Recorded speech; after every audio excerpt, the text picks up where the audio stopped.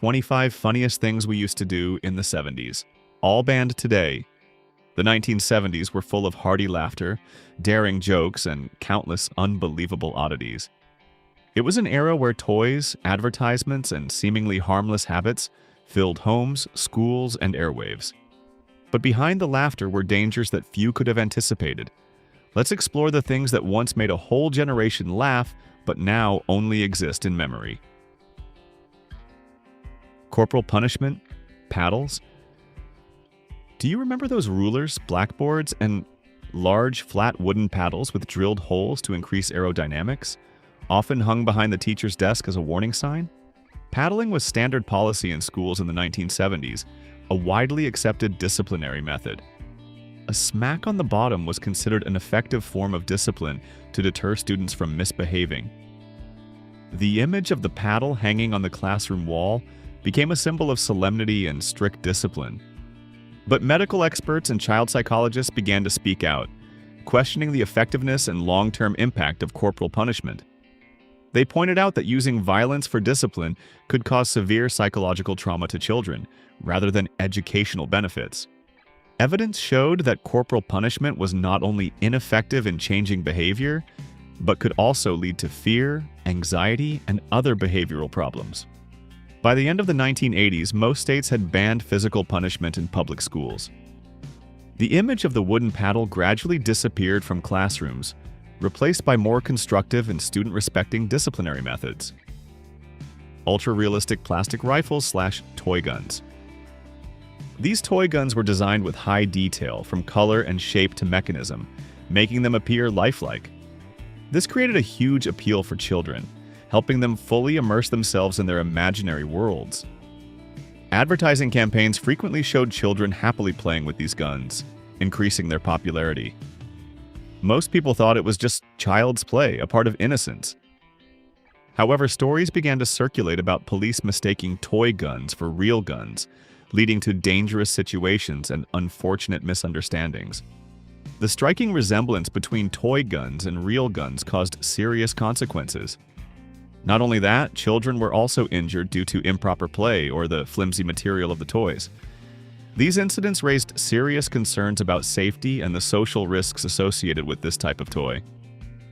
By the 1990s, new rules required toy guns to have bright orange tips, a clear sign to distinguish them from real guns. Game show hosts kissing contestants. Nothing says family entertainment like an adult game show host kissing strangers on national television. In the 1970s, game shows were full of winks, touches, and kisses. Richard Dawson on Family Feud was the king of this gimmick, kissing every woman who stepped onto the podium. No one called it weird, it was considered a part of the show's appeal and friendliness. This scene became so familiar that audiences considered it normal, even an interesting feature of the show. Hosts could freely show intimacy with contestants, creating a fun and relaxed atmosphere. Kisses, even just on the cheek, became part of the script, a way for the host to show support and congratulate contestants. But eventually it stopped. People began to speak out, questioning the appropriateness of this behavior on national television. As awareness of personal respect and professional boundaries increased, these actions began to be reevaluated. Audiences and critics realized that a host kissing random people without explicit consent was inappropriate. Lead-based paint.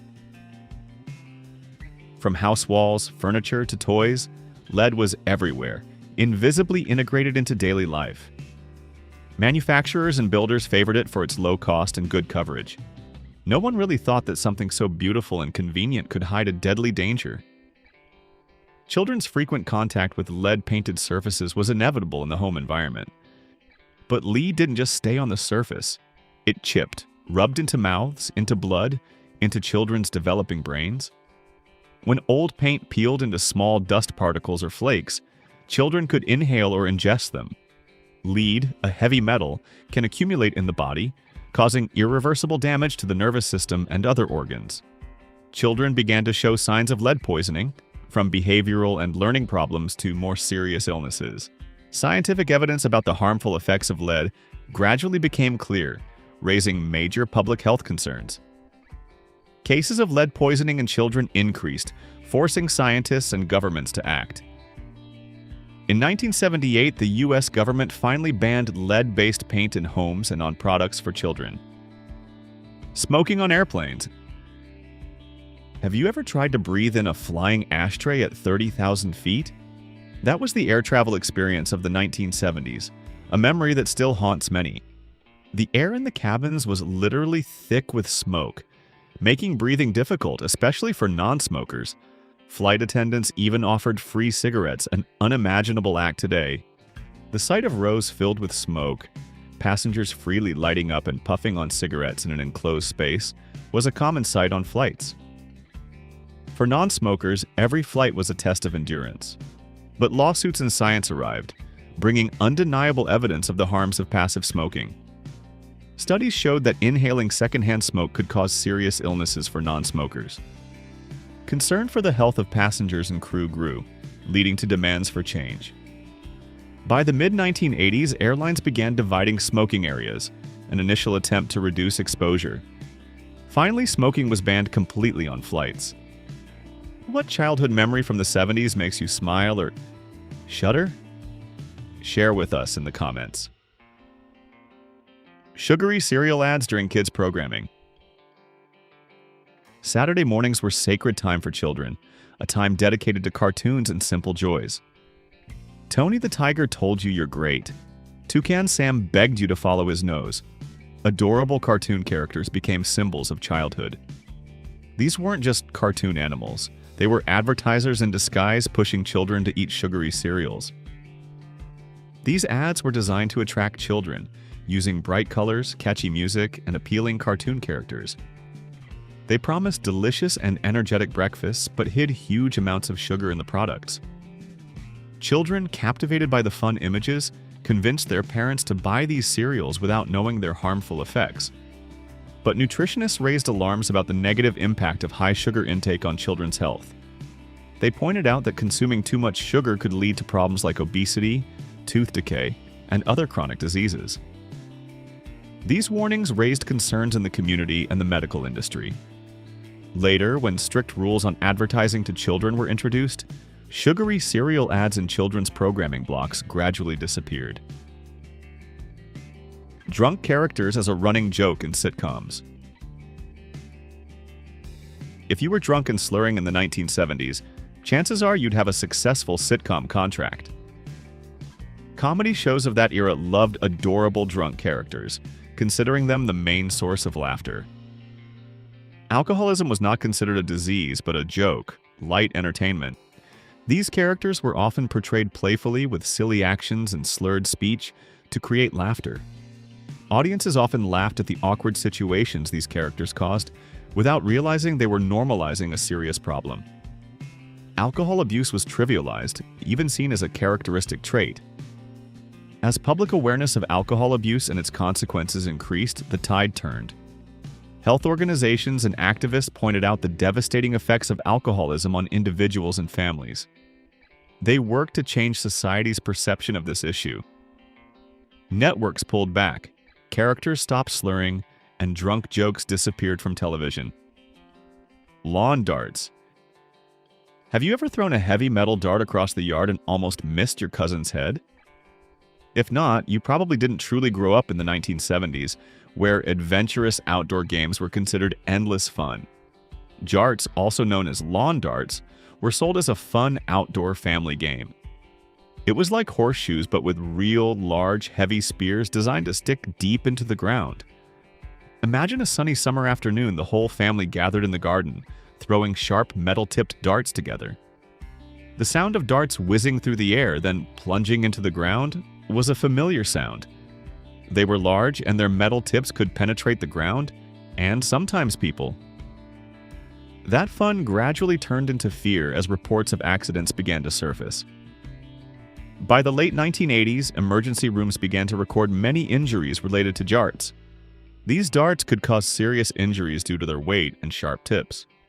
A game designed for family entertainment became a cause of pain and loss. Therefore, the government banned the sale and import of jarts, a necessary decision to protect community safety, especially children. Peep shows in Times Square. These peep shows were an indispensable part of the Times Square landscape, attracting those seeking discreet entertainment. Thousands of people passed through these areas daily, viewing peep shows as an unavoidable part of the urban environment. It was a neon jungle of depravity, a hub of adult entertainment activities. But beneath the lights, danger lurked, crime increased, exploitation was rampant. These activities often went hand in hand with other social problems such as prostitution, drug trafficking, and violence. The area became disorderly and dangerous, affecting the quality of life for residents and the city's image. Finally, the city intervened with major redevelopment efforts in the 1990s. The authorities took strong measures to clean up the area, eliminate illegal activities, and transform Times Square into a more family-friendly destination. Peep shows disappeared, making way for family-friendly shops, restaurants, and cinemas. Native American mascots / imagery? Before brand changes and social media apologies, there were logos on cereal boxes, baseball jerseys, and school gym walls with cartoon versions of Native Americans. Most people stopped seeing it, or worse, thought it was a celebration of Native culture. These images were often used thoughtlessly, sometimes caricatured or stereotypical, without truly reflecting the diversity and richness of Native American culture. Many believed that using these mascots was a way to honor, but in reality, they contributed to maintaining stereotypes and discrimination. Native groups strongly protested the inappropriate use of their imagery, demanding respect and recognition. They fought tirelessly to change public perception and the sports industry. Does anything on this list bring back a vivid memory for you? Leave a comment and share your story. Riding in the back of pickup trucks. Before child car seats, safety laws, or anyone thought of windburn or flying gravel, there were pickup truck beds in the 1970s. This was every child's favorite spot, an exciting adventure on every trip. No seatbelts, no helmets, just a steel bed and the open road ahead. Children huddled in the truck bed, feeling the wind on their faces, hair flying in the air. You could wave to cars behind, shout into the wind, feel like you were flying, an unlimited sense of freedom. Every trip was an exploration, an exciting adventure any child would dream of. The lack of today's safety regulations gave that generation a fun experience, a memory many still smile about. But, like many other things in the 70s, that innocence came at a cost. Accidents happened, and children were thrown out when the car turned or braked suddenly. Sudden braking, sharp turns could turn fun into disaster in an instant. Small scars, stories of narrow escapes were part of that childhood. There were even more serious accidents, heartbreaking losses that forced society to reevaluate. Uncontrolled freedom led to unwanted consequences. Backward-facing station wagon seats? You haven't truly lived if you haven't sat in the backward-facing station wagon seats in the 1970s. It was any child's dream seat, a separate world from the rest of the car. No seatbelts, just handholds to grip when the car turned too fast, creating a thrilling sensation. You would wave to drivers behind, watching headlights approach like a spy movie chase scene. However, as car accidents increased, data showed that change was inevitable. Despite the fun, the lack of safety measures turned these seats into potential hazards. In the event of a collision, children sitting in backward-facing seats without seatbelts would not be protected. When laws were passed, seatbelts became mandatory, and backward-facing seats in cars disappeared. From a dream seat, the backward-facing seat became a memory of the past.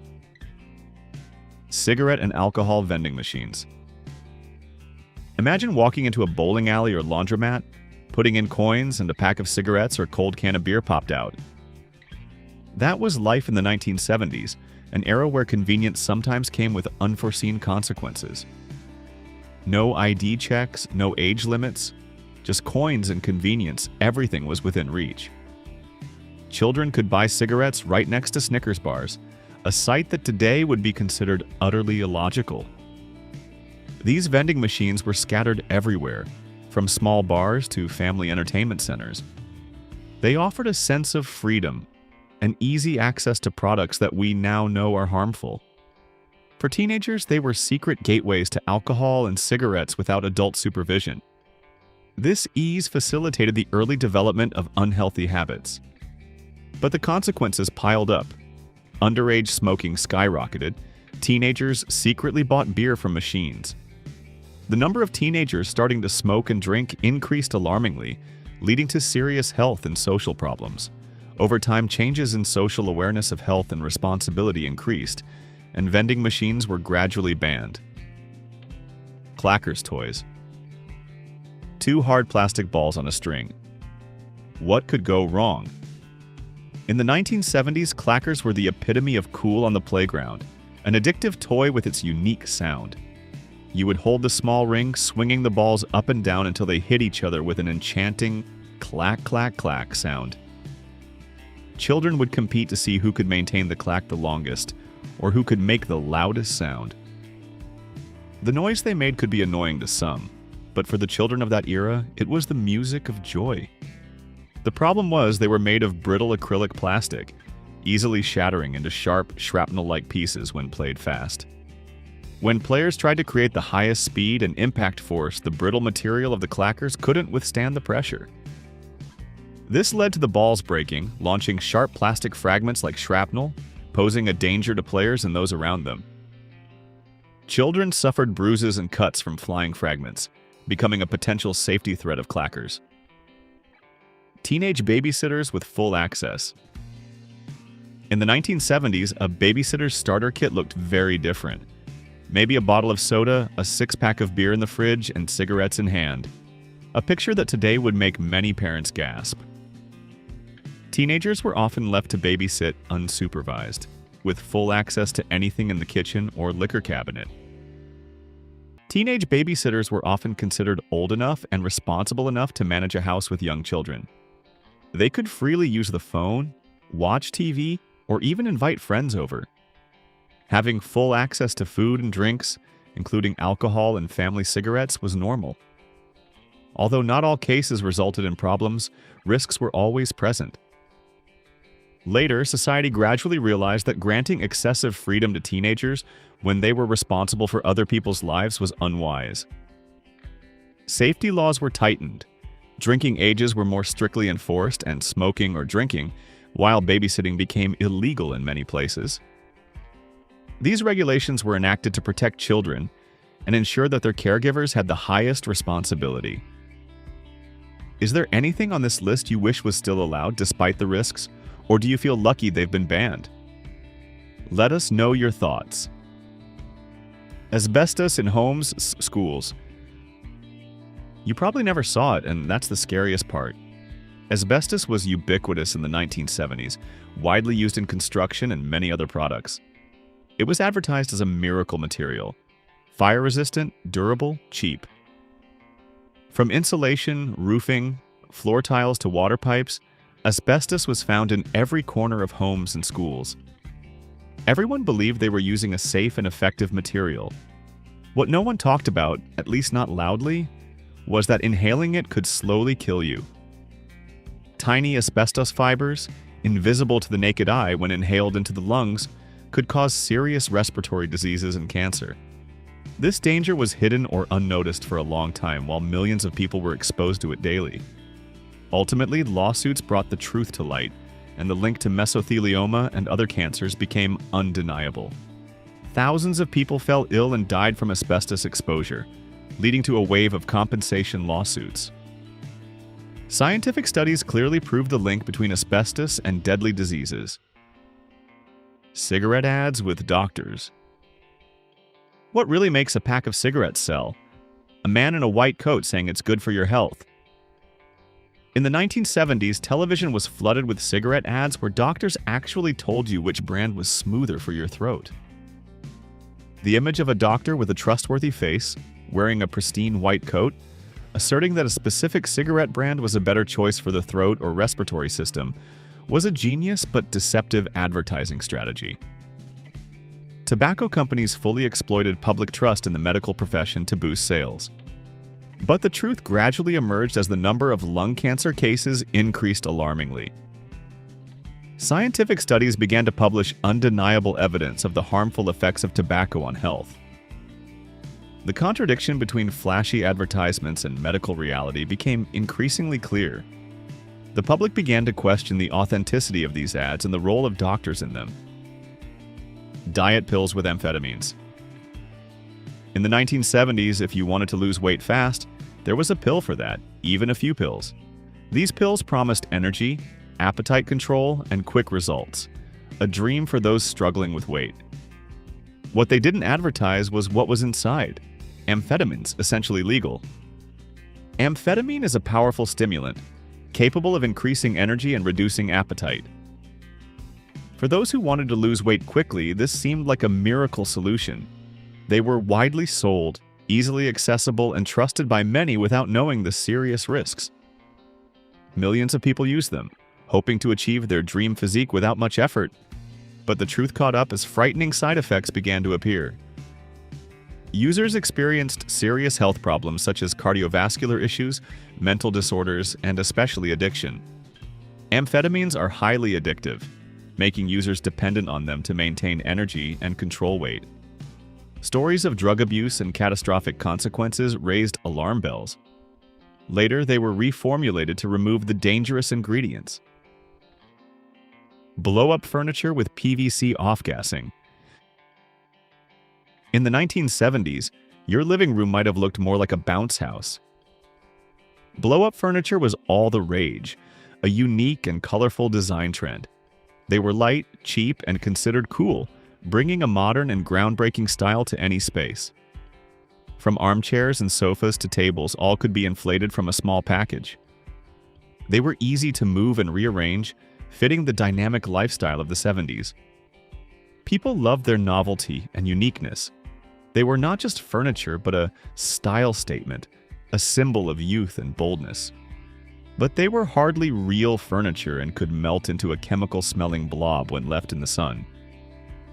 PVC material could not withstand high temperatures, easily deformed, and emitted an unpleasant odor when exposed to sunlight.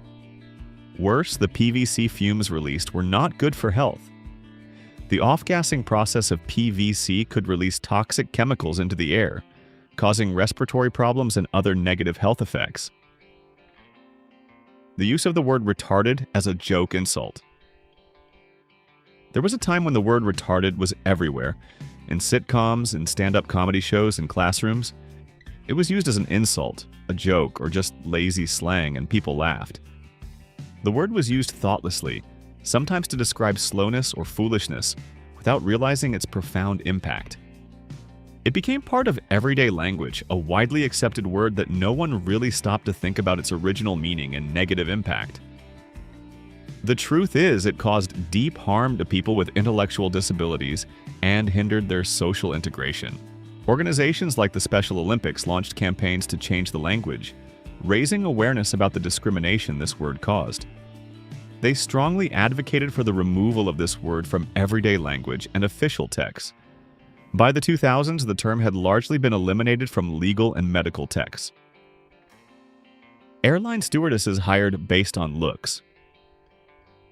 Airline stewardesses were hired less for skill and more for their looks. There were height requirements, weight checks, strict makeup checks, all aimed at ensuring a glamorous image. Airlines advertised their stewardesses as part of a luxurious and glamorous flying experience. They were expected to always be smiling, graceful, and perfectly groomed. Uniforms were designed to highlight their beauty, and rules about hair, makeup, and weight were very strictly enforced. This was a work environment where appearance was prioritized, sometimes overshadowing professional competence. By the late 1970s, lawsuits began to pile up and feminist groups pushed for change, demanding equal rights and an end to discrimination.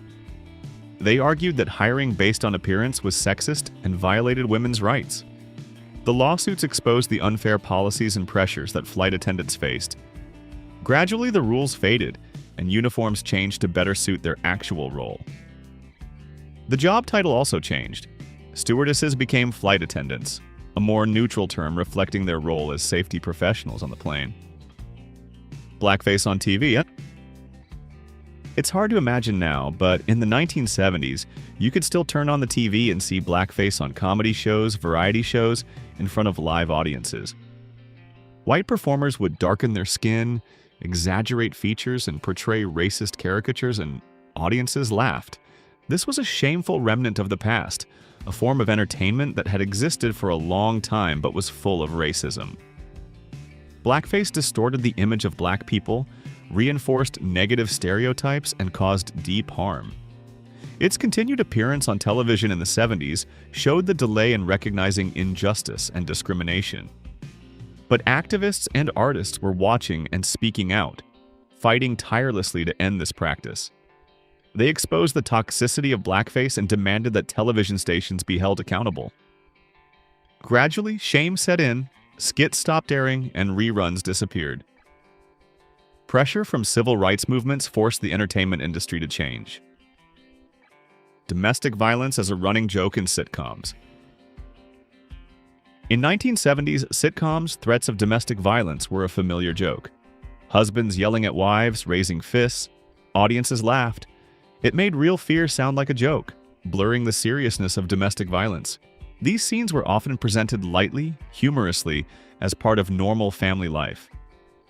Audiences, influenced by these patterns, laughed without realizing they were normalizing a harmful behavior.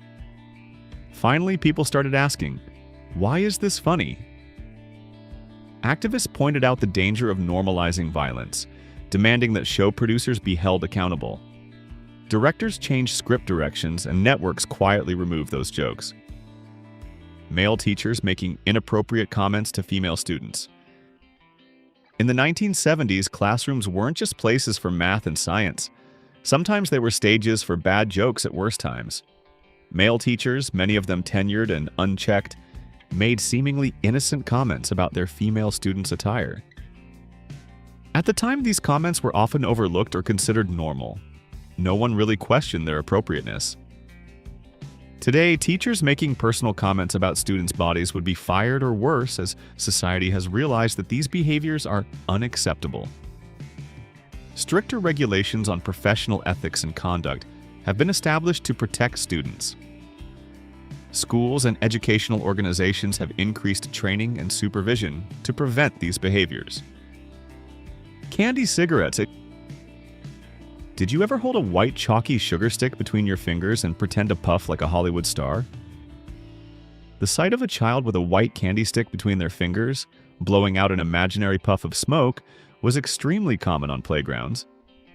Candy cigarettes were the ultimate status symbol on the playground. They gave a feeling of maturity, mimicking the adult world without anyone thinking it was harmful. Everyone, including parents, found it harmless fun, a simple game that all children participated in. However, as scientific knowledge developed, views on the harmlessness of candy cigarettes began to change.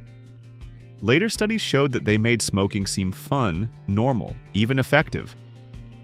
Mimicking behaviors from a young age, even with candy, could form positive associations with real smoking. Children who played with candy cigarettes were more likely to smoke real cigarettes later, an alarming fact that in the 70s we had not realized. If you enjoyed this nostalgic trip down memory lane, don't forget to like, subscribe, who remember, and share this video with friends who also grew up in this memorable decade. See you on the next memory trip.